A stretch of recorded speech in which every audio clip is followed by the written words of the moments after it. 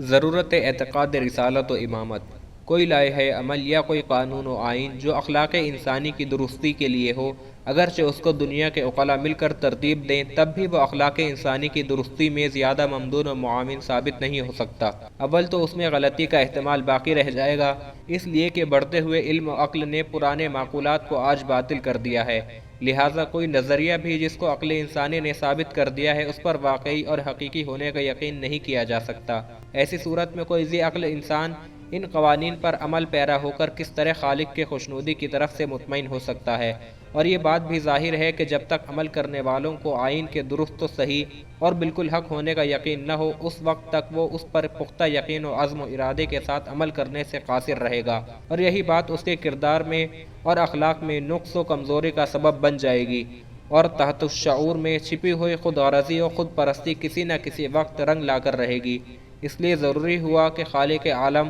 جو مصالح مخلوقات کا پورا علم رکھتا ہے، وہی خود اپنی طرف سے ایسا آئین پیش فرمائے جس کے لیے انسان کو یقین ہو کہ یہ اسی کا بھیجا ہوا آئین ہے۔ علاوہ بنی اس قانون کی حقیقی روح کو انسان تک پہنچانے کے لیے اسے ایسے انسانوں کی ضرورت ہوگی جو بالکل اسی طرح منشاء مقنن کے مطابق عام انسانوں تک اسے پہنچا دیں اور اس پر اس طرح عمل کر کے دکھا دیں جو اس آئین کا مقصود حقیقی ہو، تاکہ انسان اپنے اعتماد و یقین کے ساتھ اس پر عمل کر کے اپنے خالق کی خوشنودی کے حصول کے بارے میں مطمئن ہو جائے۔ ضرورت اعتقاد عصمت۔ اگر کسی قانون کو بندگان خدا اللہ کی طرف سے آیا ہوا قانون بھی سمجھتے ہوں، لیکن اس آئین کے لانے والے کے متعلق یہ سمجھتے ہوں کہ وہ اپنے کسی قول میں یا کسی فعل میں عمدن یا سہواً غلطی یا کسی بھول چوک میں مبتلا ہو سکتا ہے، تو عقلاء کے نزدیک اس آئین کی ہر دفعہ مشتبہ ہو جائے گی اور وہ یقین جو اصلاح نیت کے لیے ضروری ہے حاصل نہ ہو سکے گا۔ لہٰذا اخلاق انسانی کی حقیقی اور واقعی درستی کے لیے لازم ہے کہ انسان اس آئین کے لانے والے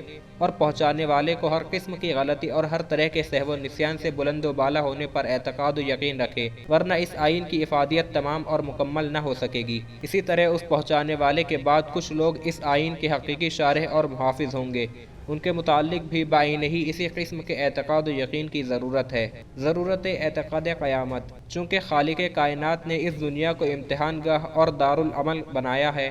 حزم نیکی و بدی، جزا و سزا کا وعدہ کیا ہے، اور چونکہ بعض اعمال ایسے ہوتے ہیں جن کے اثرات خیر و شر ایک مدت مدید تک جاری اور باقی رہتے ہیں، ایسے اعمال والوں کا نامہ اعمال ایک عرصہ دراز تک کھلا رہتا ہے۔ اسی لیے ضروری ہوا کہ تمام انسانوں کے محاسبے کے لیے ایک دن مقرر کیا جائے جس میں سب اس کی بارگاہ میں پیش ہوں اور حسب وعدہ نیکی کردار کے صلے میں دوامی جزا پائیں یا بد کرداری کے سبب مستوجب سزا ہوں۔ عام انسان کا شعور اس بات کا متقاضی ہے کہ اپنی زندگی میں وہ ایسے کام کرے جو اس کے لیے نتیجتاً ہر طرح مفید ہوں، اور وہ ان باتوں سے پرہیز کرے جو اس کے لیے کسی طرح بھی مضرت رساں ہو سکتے ہوں۔ لہٰذا وہ اپنی ذاتی اغراض اور نفسانی خواہشوں کو چھوڑ کر عام انسانی فائدے کے لیے کسی آئین اخلاق پر اسی وقت صدق دل سے عمل کرنے کے لیے تیار ہوگا جب اس کو اس بات کا یقین ہو جائے کہ اس کو ان اعمال کا بہترین بدلہ ملے گا اور بد کرداریوں کی سزا ملے گی، اور جب اسے اس بات کا یقین ہو کہ ایک دن مجھے اپنے خالق کے حضور پیش ہونا ہے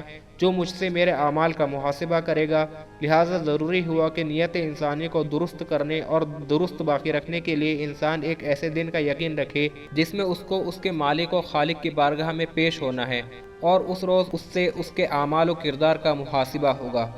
ترقی پذیرفتہ عقل انسانی نے اب یہ بات طے کر لی ہے کہ دنیا کی ہر شے فانی ہو جانے کی طرف بڑھ رہی ہے، اور ایک دن اس تمام مخلوقات کو اور پوری کائنات کو فنا ہونا ہے، تو جس دن یہ تمام کائنات فنا ہو جائے گی وہی روز قیامت ہے۔